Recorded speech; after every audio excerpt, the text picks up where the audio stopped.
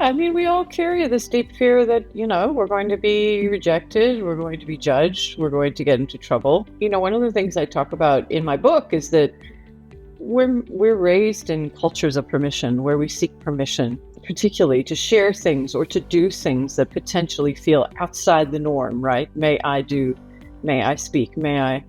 And what we haven't done, and what we don't do, is to really prepare adults to give themselves permission and then to work with each other to create a shared understanding of what permission is. And I think when workplaces were very formal, when, we did sort of operate in a far more fixed environments, it didn't feel quite as relevant.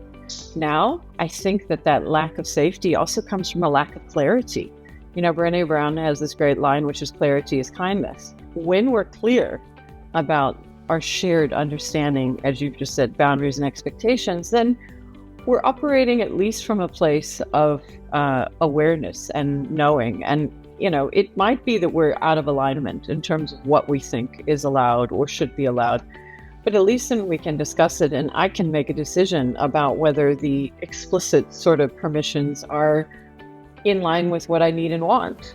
I think in many ways it's the ambiguity, the lack of intentional dialogue and clarity around who are we allowed to be in this space that creates that feeling of lack of safety.